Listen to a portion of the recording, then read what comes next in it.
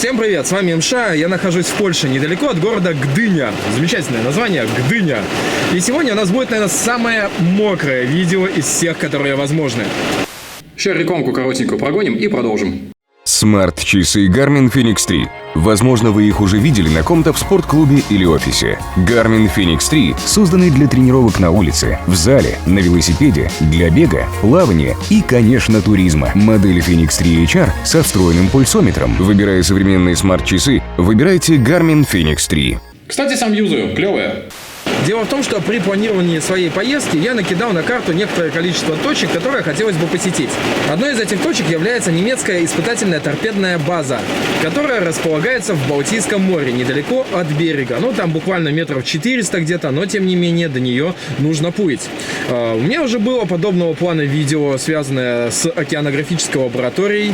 Кто смотрел, кто не смотрел, посмотрите научные заброшки Крыма. Интересные места, есть на что поглядеть. Но там был Крым, там был юг, там было черное теплое море. А сейчас я нахожусь на побережье Балтийского моря. Оно самую малость похолоднее. К тому же наше лето этого 2015 года опять немножко не задается. Довольно-таки холодно, к тому же еще и пошли дожди. Но, а что делать? Ситуация осложняется еще тем, что мне нужно снять какой-то более-менее полноценный видос на GoPro, аккумулятору который оставляет желать лучшего. Поэтому я буду с собой брать Powerbank. Но я буду плыть, а Powerbank, не любит воды, скажем так. У нормальных людей есть гермочехлы. Это специальные такие защитные полиэтиленовые пакеты, мешки, которые плотно закрываются и не допускают попадания воды внутрь. У меня такого нету. Как-то по жизни не нужно было, и, естественно, я как-то об этом даже не подумал. Поэтому будем исходить из того, что есть под рукой. Кое-что под рукой появилось благодаря походу в магазин. Итак, мой нехитрый скарб будет составлять GoPro с защитной крышечкой, пресловутый Powerbank, который нужно защитить, крепление на голову с карабинчиком, потом объясню зачем. Так, мой польский номер, но он уже, к сожалению, не актуален. Думаю, на тот момент, когда вы смотрите видео. Купил себе симку специальную. Сама GoPro, кабель, скотч. И несколько шоколадок, чтобы я там на объекте мог перекусить и восполнить потери глюкозы, которые наверняка будут, так как я буду плыть в холодном море, в общем, двигаться и шевелиться. Паспорт нам не нужен с собой. Итак, что я сделаю? Я, на самом деле, банально все запакую в несколько пакетов, запечатаю это скотчем, но... А главное не забыть подумать об обратной дороге, поэтому в этот же пакет будет убран скотч, в этот же пакет будет убран несколько новых пакетов, так как они наверняка порвутся, когда я буду рассматривать эту ссылочку там непосредственно на объекте. Единственное, что меня заботит, как я буду забираться на сам объект, потому что когда я вышел к морю, я посмотрел, и чего-то как-то там очень высоковато все. Но надо доплыть и на месте уже оглядеться. Вот все упаковано. Шоколадки, Powerbank в отдельных несколько пакетов, еще отдельные новые пакеты, чтобы перепаковать все назад. Сейчас я еще возьму скотч, тут примотаю. Я думаю, что ему в воде за эти несколько минут ничего не случится, что я буду плыть. Ну и, в принципе, можно стартовать. Погода полный отстой. Ну, ладно, я и так в воде намокну. Еще есть одна проблемка в том, что на спутниковых картах эта территория обозначена как запретная, то есть там купаться нельзя. Но будем надеяться на пофигизм местных и на везение. Я надеюсь, что на самом деле мне ничего не сведет, ничего не случится. Может быть, там вообще мелкое мне удастся пройти просто там по дну. Либо доплыть и забраться нормально. Несколько, честно говоря, мандражирую, Блин, это всегда так. Это нормальное дело. Если вы думаете, что я никогда ничего не боюсь, зря вы думаете. Я всегда опасаюсь, я всегда на какой-то измене. Но, как говорится, мыши плакали, кололись, но продолжали жрать кактус. Снимать буду на GoPro, поэтому стараюсь по максимуму экономить ее заряд. Я ее зарядил, сейчас она лежит в чехольчике. Пока что Panasonic, пока что спускаюсь по лесенке вокруг такого обалденного древнего леса. Большой такой перепад высот. В общем, очень круто. Мне вниз буквально там метров на 20 еще надо спуститься, и там уже будет побережье. Поливает дождяром. Не сказал бы, что теплое, довольно-таки прохладное, поэтому надо будет как следует разогреться и вперед вплавь. Надеюсь, что все пройдет успешно.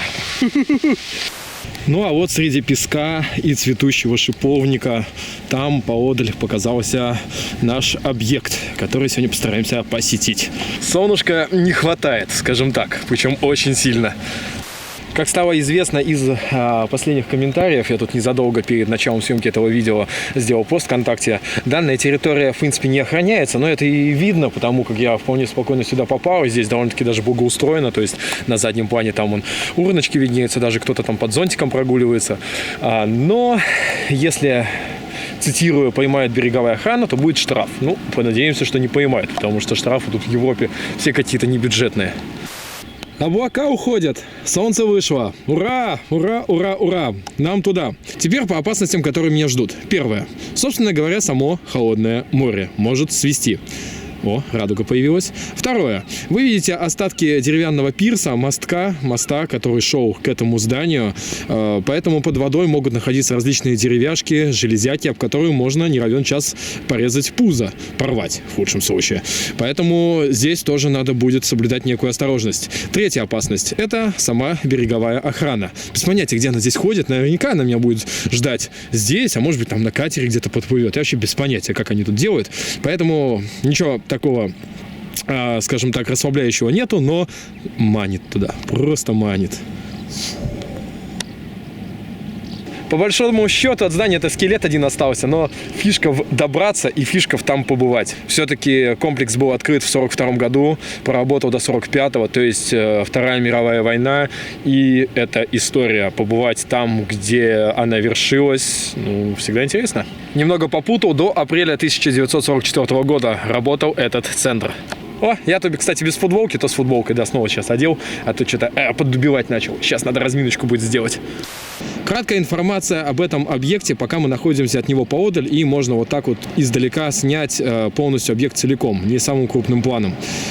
Комплекс состоит из П-образного здания. В нем находились сборочные и испытательные цеха, посередине находится наблюдательная вышка, внизу находятся пусковые каналы для испытываемых торпед. Сам комплекс называется Готенхафен, но это сокращенное его название, а полное название делает даже знаменитая Флюгегехаймен из довольно-таки известного фильма «Евротур».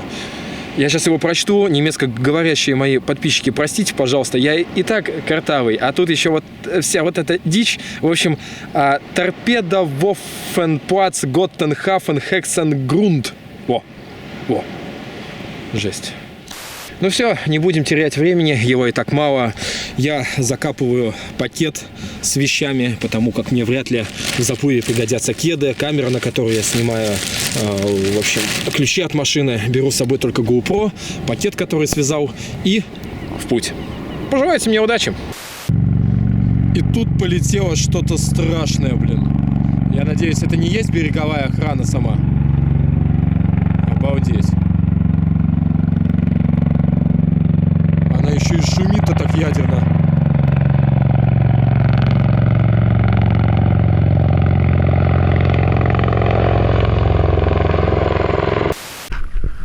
Ну что, навстречу приключениям. Вода как-то не особо воодушевляет, я честно скажу.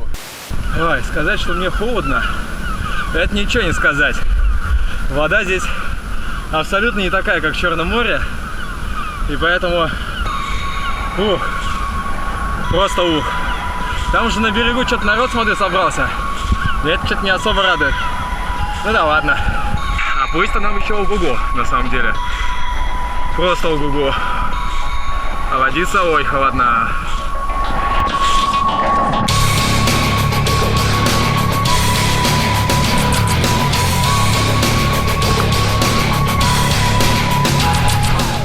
Пока идут кадры моего заплыва, расскажу, что же это за место. Как я уже сказал, название у него довольно сложное, но по факту все просто. Это завод по производству и испытанию торпед. Торпеда Waffenplatz переводится как торпедная оружейная площадка. Полигон, нашими словами. Их в этих местах было два. Конкретно этот называется Готенхафен Хексенгрунд. Готенхафен – это немецкое название города Гдыня. А Хексенгрунд – область расположения площадки в районе местечка Бабий Дол. Здесь занимались разработкой и испытанием торпед для немецкой авиации, Люфтваффе. На экране вы видите, как эти торпеды подвешивались на самолетах. Само здание П-образное с башней для наблюдения за ходом торпеды посередине. Для прохода торпед дно залива было специально углублено. Также устанавливалась киноаппаратура для фиксации хода торпеды. Площадка соединялась с берегом эстакадой. Само здание строилось как и аналогичный 8-й цех Дагдизеля в Каспии. На берегу сооружались бетонные кессоны, которые потом буксировали к месту установки и затапливали на дно, получая таким образом фундамент. Комплекс начал функционировать 2 апреля 1942 года и проработал до апреля 1944 года. Из-за бомбардировок был переведен на 500 километров вглубь страны.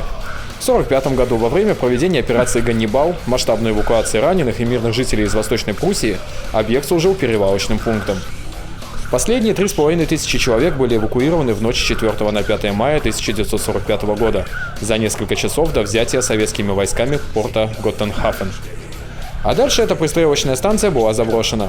Что же осталось сейчас, вы увидите. Но для начала надо забраться наверх. Ведь пирса с красной ковровой дорожкой и встречающими меня длинноногими брюнетками с глинтвейном походу не намечалось. Подплыв к объекту с левой стороны, я увидел 2 уходящие в воду металлические пластины. Других вариантов не было, и я начал подниматься по ним. Вам, сидя в комфортных условиях, кажется, что тут такого. Пластины широкие, угол наклона не так крут, но не забывайте, что я плыл в холодной воде. По факту у меня руки и ноги сгибались только в тех положениях, что и во время заплыва. И вот я начал лезть, как говорится, охота пуще неволи. Плыть обратно вообще не улыбало. Потому я, как гусеница, пополз вверх по этой пластине. В принципе, весьма успешно. Но подъем омрачила одна особенность. О ней скажу чуть позже.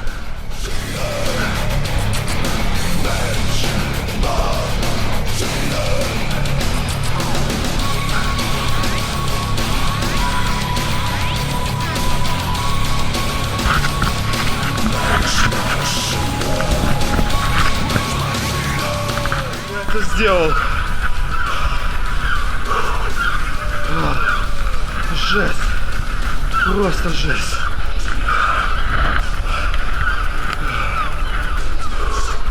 Ой, сказать, что я замерз, это ничего не сказать. Я дрожу, аки осиновый лист, и, наверное, изображение на GoPro подергивается, потому что стабилизатора здесь нет, а держать ее ровно не очень получается.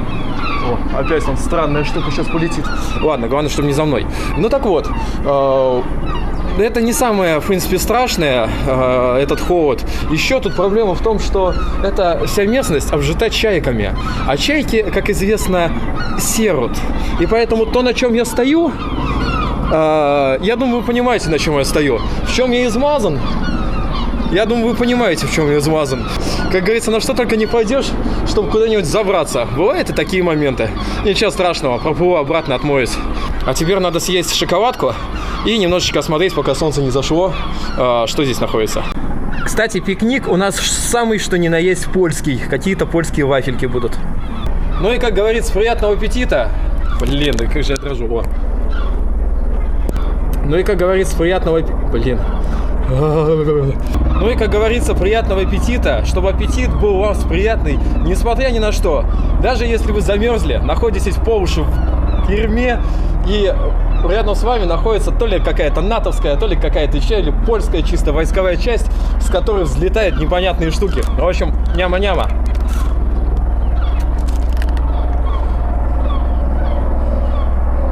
Ребят, звук паршивенький, потому что у меня этот защитный чехол на GoPro, поэтому уж заранее простите. Давайте пойдем прогуляемся по базе немножко. Ой, мать моя, сколько же здесь копр. Зато на нем хорошо растет трава, о чем вам свидетельствуют эти кадры. Фух. Птенцы чаек весьма различаются по характеру. Некоторые пассивно вжимаются в угол, пытаясь мимикрировать под окружающую обстановку. Некоторые валят куда подальше.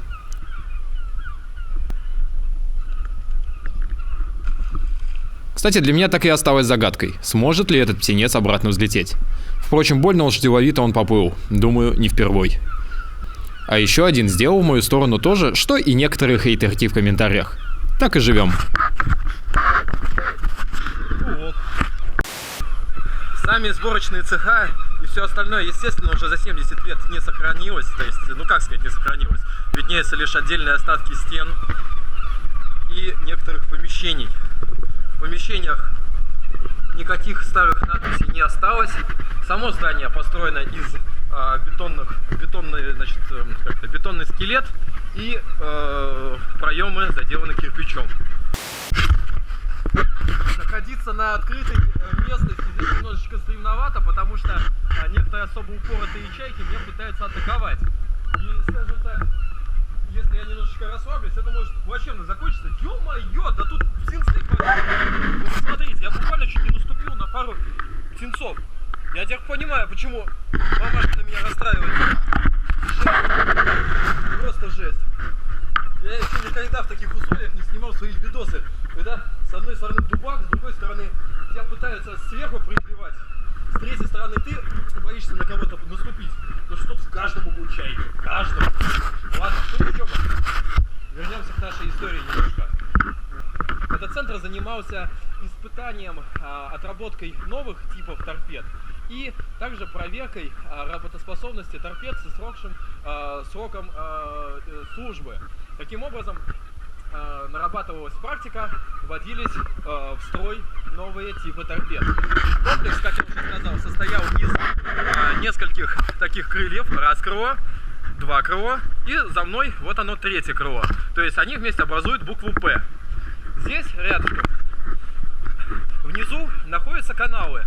Два канала, скорее всего, как раз они предназначались для запуска торпед. То есть опускалась торпеда и туда, в море, она благополучно отправлялась. Вот эта вот центральная бухточка, честно говоря, не скажу, для чего нужна была. Возможно, это был пирс для кораблей, может быть, еще что-нибудь другое. Чайки тут в каждом углу. Они уже на меня смотрят с какой-то печальной отрешенностью, думая, что я тут сейчас всех поем. Но мне это, естественно, не надо. Но все равно я себя чувствую очень некомфортно. Я пытаюсь понять, есть ли вообще какие-нибудь шансы подняться наверх, но понимаю, что, видимо, нет. Один из немногих сохранившихся артефактов — это вот такая вот скамеечка или, я не знаю, столик такой на металлическом основании, деревяшечки. Все это осталось еще с тех времен. Если где-то заглядеться, можно немножко и окунуться в воду. При такой температуре воды это будет не очень приятно. Вообще неприятно.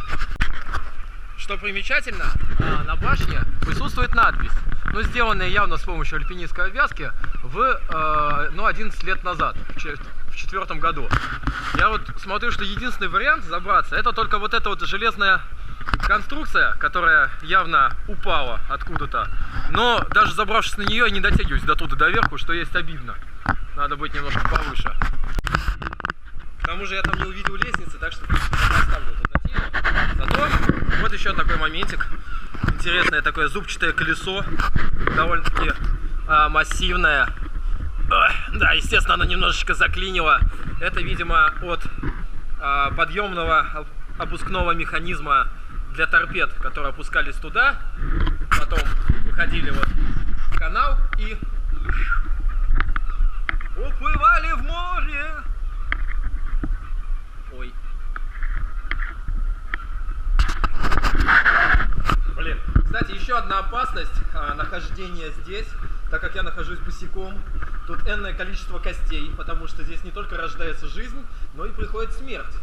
И кости, если ими проткнешь ногу, а если они будут сейчас с мяском, я думаю, что это не будет не самое лучшее для моего здоровья. Но понадеемся, что так не будет. Стараюсь ходить аккуратней. В лучах заходящего солнца этот объект выглядит по-своему завораживающе.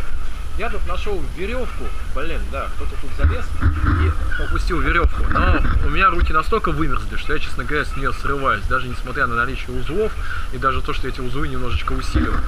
Короче, надо это делать все по более теплому времени суток. В общем, на самом-то деле и все. Изначально было понятно, что здесь особо много чего не насмотришь. Лестницы наверх так и не увидел. Я так понимаю, что, конечно, комплекс потихоньку приходит в запустение. Тем не менее, спустя 70 лет он все так же стоит. Ой. Ну, понадеемся, что таким памятником истории он постоит еще какое-то время. В принципе, куда он денется. Немцы, конечно, строили на совесть.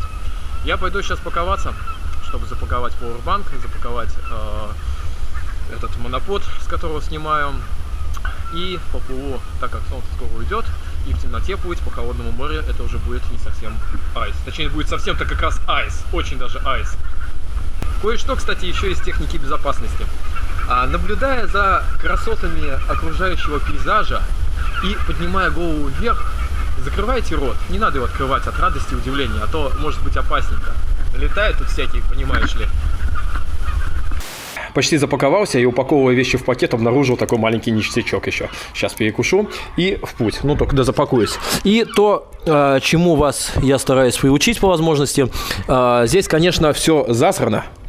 В прямом смысле засрано. Но засрано – это птицами. Птицам можно, это природа. А человек пришел и ушел. Все, что намусорил с собой, должен забрать. Поэтому весь упаковочный скотч и всякую разную лабуду, обертки от конфеток я забираю с собой. Чего и всем вам желаю. Обратный путь по факту оказался длиннее, так как меня, скорее всего, из-за отлива сносило в сторону. Причем в сторону пресловутой натовской базы. Зато как был велик психологический эффект от того, что еще немного и я на берегу. А там уже и машина недалеко. Путь в сторону объекта, понимая, что еще и назад возвращаться, было однозначно тяжелее.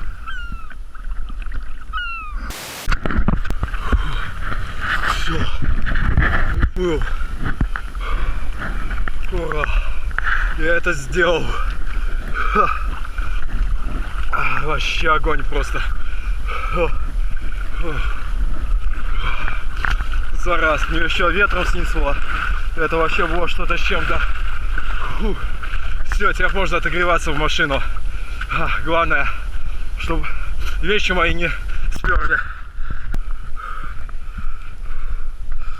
Опа! Лежит родной. Ждет меня. С кидосиками. Ну вот так вот я выглядел, когда плыл. То есть GoPro, и сзади там все болтается. Ну как бы и ладно. Главное, что практично. И не мешало, кстати. Я плыл, не мешал вообще. Солнце тем временем зашло. У меня снова дрожат. Я дрожу снова. Ой, блин. Я хочу снять для вас красивые отблески заката, но у меня руки настолько дрожат, что это вообще просто беда. Никак не справиться с этим. Ой, вымерз. Да, вот здесь стабилизатор спасает, потому что руки у меня трясутся так, что это просто беда. Несколько кадров закатного такого вот неба. Просто красота.